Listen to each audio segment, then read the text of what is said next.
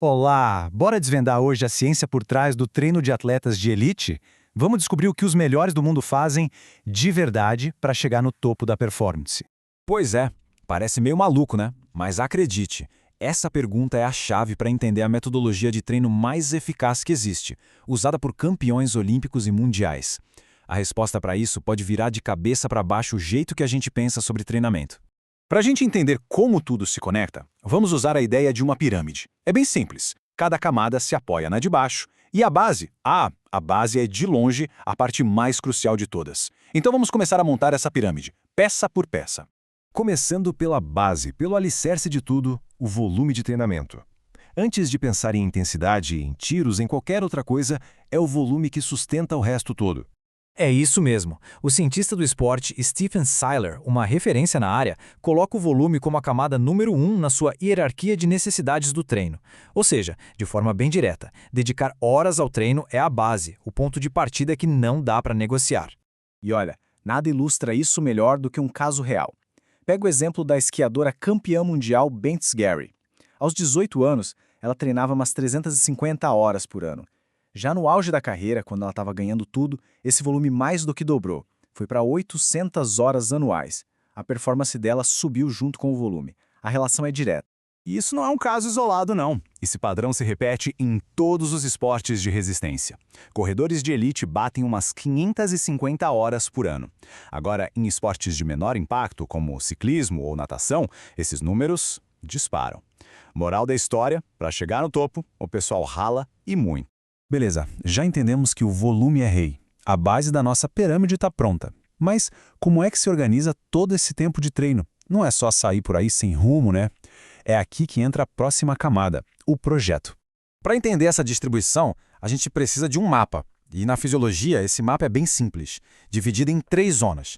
A zona 1 é aquele treino bem leve, sabe? A zona 2 já é um ritmo moderado, ali perto do seu limiar, quando a coisa começa a ficar desconfortável. E a zona 3, bom, aí é intensidade máxima. É para sofrer.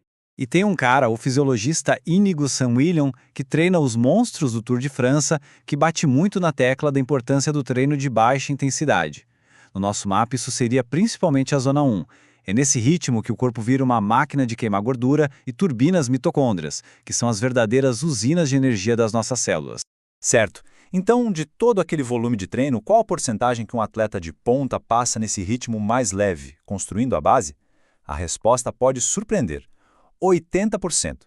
Exatamente, 80%. Quando se analisa o diário de treino dos melhores atletas do mundo, o padrão é esse, o chamado treinamento polarizado. A imensa maioria do tempo é num ritmo leve, que dá para bater papo, e só os outros 20% são reservados para sentir dor de verdade. E aqui a coisa fica muito interessante. Olha só essa comparação com o jeito que muita gente treina, o modelo de limiar. Quase metade do tempo é gasto na zona moderada, uma espécie de terra de ninguém. É aquele treino que é duro demais para recuperar bem, mas não é duro o suficiente para gerar as melhores adaptações. É ficar no meio do caminho. E ó, isso não é só papo de cientista não, tá? Um estudo com esquiadores juniores de altíssimo nível mostrou que 75% das sessões deles eram de baixa intensidade. A molecada já tá aprendendo o segredo desde cedo. Tem que treinar leve para aguentar o treino pesado. Bom, já que a gente falou tanto dos 80%, tá na hora de subir pro pico da pirâmide. E aqueles 20% que sobraram? É aqui que a mágica da velocidade acontece de verdade. Pensa assim. Toda aquela base aeróbica, construída com calma nos treinos leves, é o que dá o suporte para o corpo aguentar a pancada dos treinos intensos. É o trabalho duro que afia a ponta da lança que dá o toque final. Certo, mas qual o melhor jeito de fazer esse treino de alta intensidade? As pesquisas do grupo do Seiler mostram que existe um ponto ideal. Num estudo, ciclistas que fizeram treinos de 4 tiros de 8 minutos tiveram um maior ganho de VO2 max, que é basicamente a capacidade do corpo de usar oxigênio. Foi mais eficiente do que outros formatos de treino. Ok, nossa pirâmide já tem uma base sólida e um corpo bem estruturado.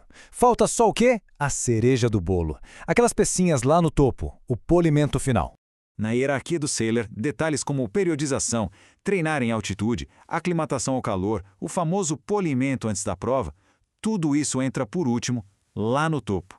São importantes? Sim, mas só fazem diferença se as camadas de baixo estiverem muito bem construídas. E a lição aqui é de ouro, hein? Muita gente se perde nesses detalhes, nos tais ganhos marginais, antes de ter feito o básico bem feito. Focar no volume e na distribuição 80-20, isso é o que realmente muda o jogo. O resto é acabamento, não é a estrutura. E para fechar essa ideia, olha só essa frase do Inigo Samilan. Ele está dizendo que não precisa de nada mirabolante. Uma horinha de treino leve, feita com consistência, já provoca mudanças gigantes no corpo. No fim das contas, a constância que manda. E isso tudo nos leva a uma reflexão final.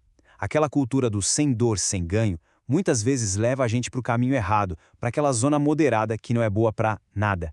A verdadeira inteligência no treino é polarizar, ir bem leve na maior parte do tempo, para poder ir com tudo de verdade quando realmente importa.